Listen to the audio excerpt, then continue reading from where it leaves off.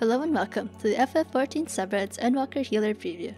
This video is possible thanks to Square Enix, who generously gave us early access to an in-development build of Final Fantasy XIV Endwalker. Due to the early nature of this build, information in this video may be subject to change. This video covers changes to White Mage, Scholar, and Astrologian, which have all seen changes and new skills added to their kits, as well as the brand new job, SGE. Please note that due to changes in battle calculations, potency values may no longer reflect their current counterparts, and direct comparisons will not be discussed in this video. Of particular note, the cast time of all healers' primary single-target damaging spells has been reduced to 1.5 seconds. This can, of course, be reduced further by your spell speed stat. With Endwalker, healers have received no role action changes. When any healing job reaches the appropriate level, the corresponding role action is automatically unlocked for all other healing jobs. Starting off our day is White Mage. In Shadowbringers, White Mage was a regen-centered healer focusing on raw healing and raw damage, casting powerful spells like Cure 3 and Afflatus Misery, but otherwise lacking in the utility other healing jobs could bring. Let's see if the devs had the presence of mind to make any wide-sweeping changes. The only removed skill White Mage has this time around is Fluid Aura. As the skill only inflicted a bind with no damage attached, we wish the skill a fond farewell from the days of yore when you could throw a boss around. Stone, Stone 3, Stone 4, Glare, and Dia have had their potency slightly adjusted, likely due to the stat squish. Holy has had its MP cost reduced to 400 MP down from 600, making it the same cost as your single target DPS spell. However, it is still at the 2.5 second GCD cast timing. Presence of Mind has had its cooldown reduced to 2 minutes from 2.5 minutes, aligning it better with raid buffs. Thin Air has been changed in both form and function. It is now a 60-second cooldown that lets you cast one spell without MP cost. It has a 12-second duration and will be immediately consumed with your next successful spell cast. The ability can also store 2 charges. But popping Thin Air and spam casting Cure 3 to deal with continuous raid damage will no longer be a thing. At level 85, White Mage gains the trait Enhanced Healing Magic. All other healing jobs have a similar trait at this level, and we will be going over the changes for each of them. Once this trait is learned, the healing potencies for Cure, Medica, Cure 2, Regen, Medica 2, Afflatus Solace, and Afflatus Rapture will be enhanced. Note that the Regen effect for Medica 2 is also enhanced. Unfortunately, we were not able to check if potencies before level 85 for these spells were changed, but it is our assumption that they have not. Finally, at level 88, White Mage gains a trait that permits them to hold a second charge of Divine Benison. White Mage will be bringing a small set of new skills into Endwalker.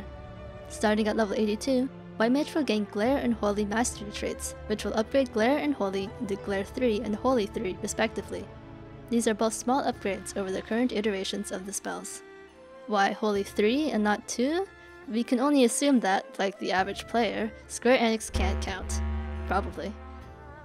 At level 86, White Mages will learn Aqua Veil. This is an off-global ability that reduces damage taken by a party member or self by 15%. This effect lasts for 8 seconds and has a 60-second cooldown. It's a welcome addition to White Mage's general lack of mitigation abilities, even if the duration is a little short. Finally, at level 90, White Mage acquires a doozy of a heal bomb. Lily Bell is a ground targeting ability similar to Asylum with a different effect.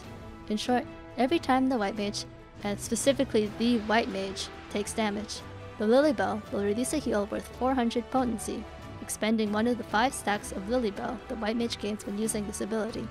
This effect will end after 15 seconds or after 5 stacks have been used up. If the stacks have not been used at the conclusion of the effect, they will be used all at once for half potency. This is a highly effective skill, but its usability is hampered by its glaring 180-second cooldown, as well as the requirement that the White Mage who used the skill must take damage to set off the heals. Don't use this skill lightly. In conclusion, White Mage has not received many changes. Instead, it simply gained a few powerful tools and built on what already made the job exceptionally effective. In fact, the biggest beneficial change to White Mage is the change to the primary DPS spell, allowing them to weave a single ability between each cast without clipping, and maintain the flow of their spells in combat. Next up, we'll go over Scholar.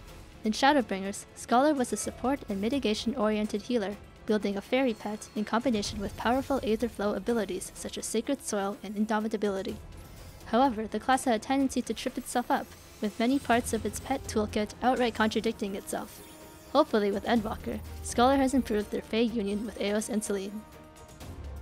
Scholar has had no skills removed, but has received a number of small adjustments, along with some new skills.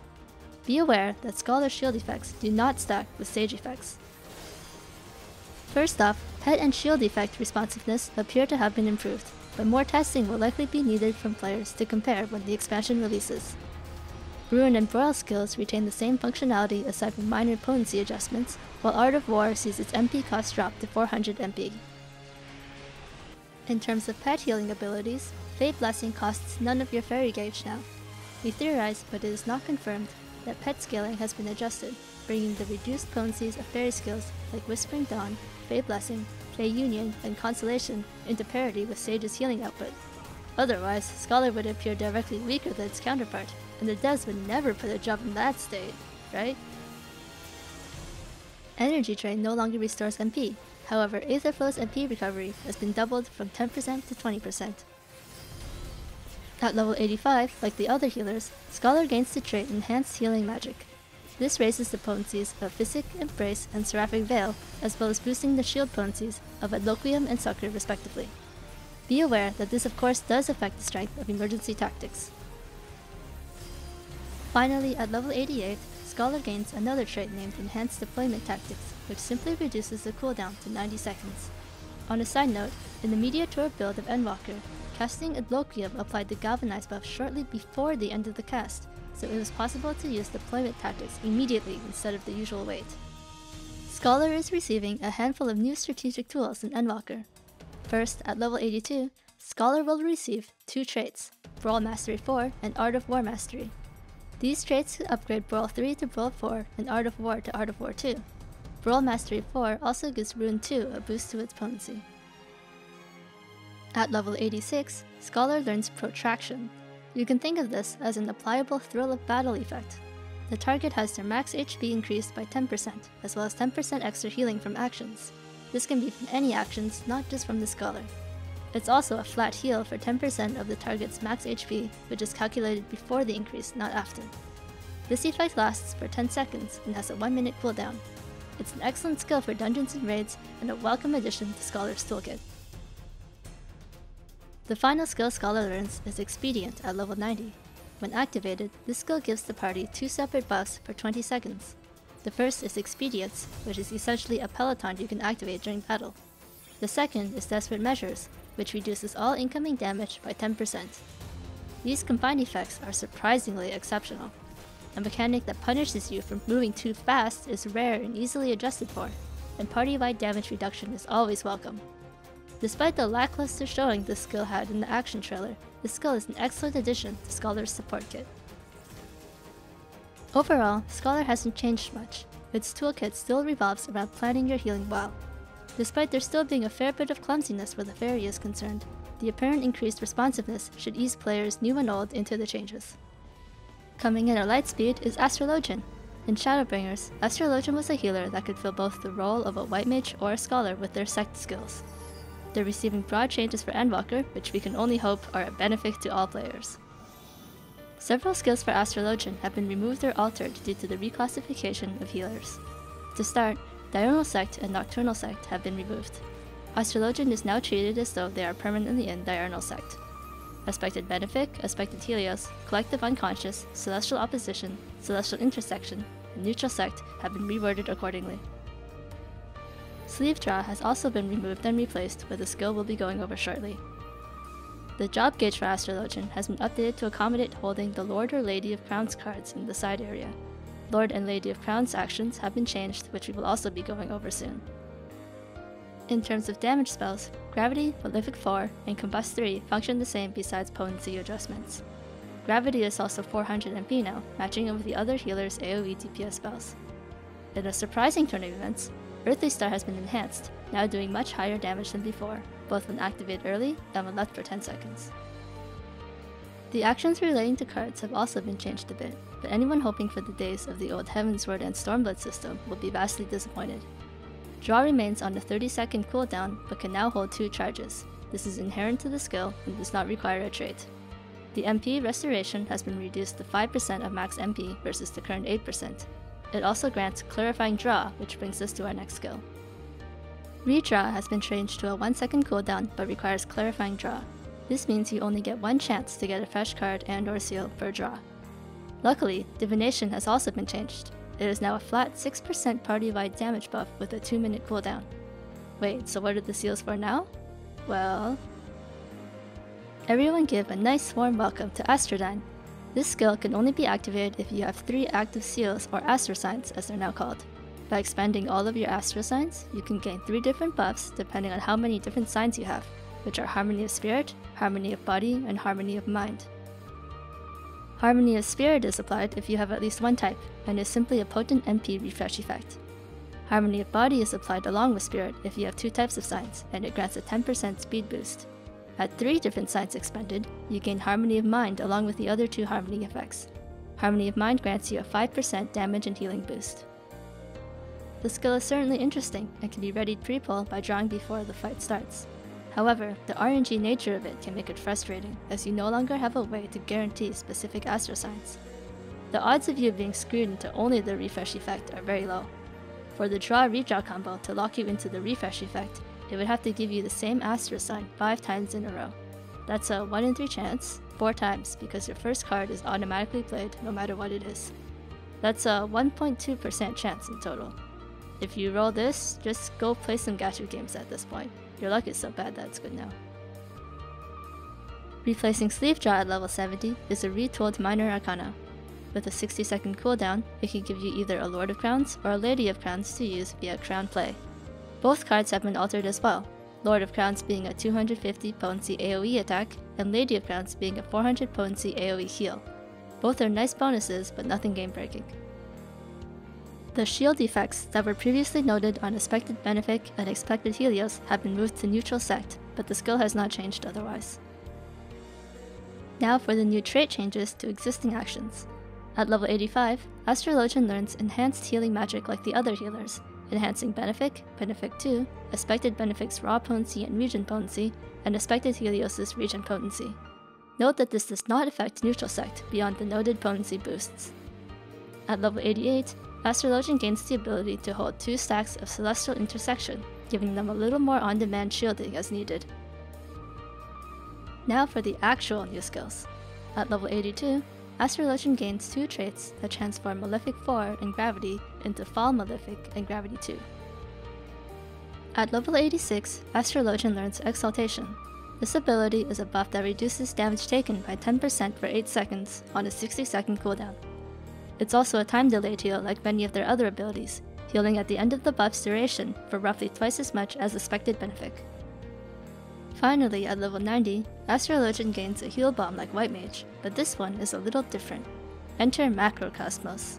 This spell has a 2-minute cooldown, dealing moderate damage to the first enemy it hits, with half potency inflicting any others. Once used, the ability becomes Microcosmos and grants a buff to the user and party with the following effect. For the duration, 50% of damage taken is compiled. When the effect ends or Microcosmos is used, HP equal to the compiled damage is restored, capped at the player's maximum HP. This skill is awesome. This wildfire-like ability invalidates HP to 1 mechanics because they still inflict damage, allowing for a rapid top-up as well as mitigating heavy raid busters like Almagest. It can also be used for healing with tank invulnerabilities like Homegang and Living Dead, since those targets still take damage. However, don't try this with Super Bolide, because it only sets the user's HP to 1 rather than damaging them, and there is a difference. Overall, Astrologian has had a bit of a shakeup with their cards, but still retains their identity. The card change has not affected them much, making Divination much more effective and even granting them a further boost with Astrologian. Combined with their new time-delayed heals, Astrologians will find themselves a welcome sight in any party. Last, but certainly not least, is Sage. Sage is a barrier-focused healer similar to White Mage in that they're focused more on defense and DPS rather than enhancing party capabilities. This section will be a little different. Since this is a brand new job, we'll be going over the abilities in sets, starting with job mechanics and expanding from there. Fortunately, the script editor has spared me this time. I don't think there's a single terrible pun in this section. The first thing we'll be visiting is their gauge, a core mechanic to the job. The bar in the middle is a 20-second timer. When the meter is full, you gain Adder's Gall, a resource used for certain Sage healing actions. The purple icons are Adder Sting, which are activated with a certain ability we'll see in a moment. Their next job mechanic is Eucrasia. Eucrasia is a self-targeting spell that alters your basic spells, which are Dosis Sentence upgrades, Diagnosis, and Prognosis. Eucrasian Dosis is your job's basic dot and also interacts with a special ability we'll go over right after this. Eucrasian Diagnosis and Prognosis are your shielding GCDs. Once you've cast a Eucrasian spell, the buff is expended and you'll need to cast Eucrasia again if you want to cast another altered spell. Of particular note here is Eucrasian Prognosis' astoundingly low healing potency but high shield multiplier. Spamming this version of the spell will suck your MP dry and accomplish very little aside from repeatedly overriding your own shields. Another thing to note is that when the shield from Eucrasian Diagnosis is fully expended, the Sage that applied it will gain a stack of Adder Sting, adding it to your gauge. Pay specific attention to expended here. Not overwritten, not clicked off, not expired, expended. If the shield is not expended via damage, you do not get the stack. Adder Sting is spent on Toxicon and Toxicon 2, which are damage spells with a splash effect. Toxicon 2 is the upgraded form of Toxicon, which is gained via leveling. The last job mechanic is Cardia. When used, Cardia applies Cardion to the target and Cardia to the Sage. You can also apply Cardion to yourself for solo content. You can only apply Cardion to one target at a time. This dance partner-esque ability causes the affected target to receive 170 potency healing every time the Sage who applied it uses a DPS ability. This puts more pressure on the player to maintain their ABCs always be casting, because if you're not doing something, the tank is not getting healed. With the basic mechanics done, let's get to the rest of the abilities. Aegero is their standard resurrection spell. Physis is an off-global ability that gives the entire party a rather good regen for 21 seconds on a 60-second cooldown. Physis 2 is not an upgrade to Physis, but a separate ability. This applies a 200 potency regen to party members, as well as a buff to received healing. That 3-minute cooldown is very hefty though, so save this for when it's appropriate. Disgratia is your AoE filler and also has the Cardion effect.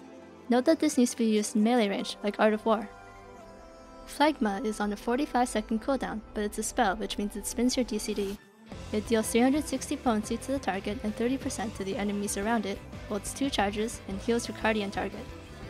Soteria is a 10-second buff that doubles the Cardion effect on the 90-second cooldown. Simple and easy to use. Icarus is an ethereal manipulation type effect that allows you to move to any targeted ally or enemy. It's a great movement option, especially for canceling knockbacks. Jurokole is our first Adder's Gall ability, which heals the target for a flat 600 potency and restores 5% of your MP. Definitely a first choice for burst healing. Caracole is an Adder's Gall ability which is a party buff that grants a 10% damage mitigation, or regen, and restores 5% MP. This ability has a 30-second cooldown, which means it will not be up with your next Adder's Gall gain, so plan ahead. This ability cannot be stacked with Toracole. Be aware that the regen effect is not part of this skill until level 78. Toracole is the single target version of Caracole, with a 600 potency flat heal, the same damage reduction, and an MP restore. This ability has a 45-second cooldown, so again, plan ahead. Ixocole is the last Adder's Gall ability, which is a flat 400 potency AoE heal and an MP restoration with a 30-second cooldown. Rizomata instantly gives you a stack of Adder's Gall. Not much to say here except that it's great for that extra pinch heal. Zoe is an interesting ability that doubles the amount healed by your next healing spell. Pay attention to spell here because it means that your abilities do not count for this effect. It has to be a GCD spell. The best use for this would likely be for buffing your Eucrasian shields, but don't use this recklessly as it has a substantial 90-second cooldown. This is after a trait at level 88, so the original cooldown is longer, perhaps 120 seconds, but we can't be sure, so take that with a grain of salt. Pepsis is another interesting ability that handles what Emergency Tactics does, but differently. When used, it dispels the shields you've applied with Eucrasian Diagnosis and Prognosis in exchange for a flat heal. The amount remaining does not matter, as long as the shields are still up. Note that this does not give you Adder Sting for removing Eucrasian Diagnosis, as the shield was not expended properly via damage. Haima is yet another interesting one. For 30 seconds, the target is given 5 stacks of Haimatanon. Haimatanon is a shield worth 150 potency. Every time the shield is broken, a stack is consumed. The effect ends when you run out of stacks or the timer runs out. If the timer runs out, the target is healed for 150 potency times the number of remaining stacks. This is a really good skill for sustained auto attacks or a series of rapid hits, but the cooldown can be punishing for regular use. The heal after expiration is also really nice. Pan Haima is the AoE version of Haima and cannot be stacked with the single target version. The potency is a little odd. Either the devs decided it was fine to have the single target and AoE version be functionally very similar, or this is still being balanced. Either way, it's a fine skill to have. Holos is an instant 300 potency AoE heal. It's weaker than Ixokole, but has the benefit of not costing gauge. At level 82, Dosis, Phlegma, Discratia, and Toxicon finally reached their final form. Maybe the planet will get around to blowing up in a timely manner now. At level 85, Sage gets enhanced healing magic like the rest of the healers, bumping the spells noted to their displayed versions, except for Eucratian Prognosis, which is very different from what the trait says it is. Remember that this is an early look and still subject to change. We'd like to think that the first version is more accurate, just because it gives the job a different flair. Crisis is a pretty basic but still welcome healing buff for a single party member. At long last, here's Sage's last skill, Numa. This spell has a long cooldown, but it does a little of everything.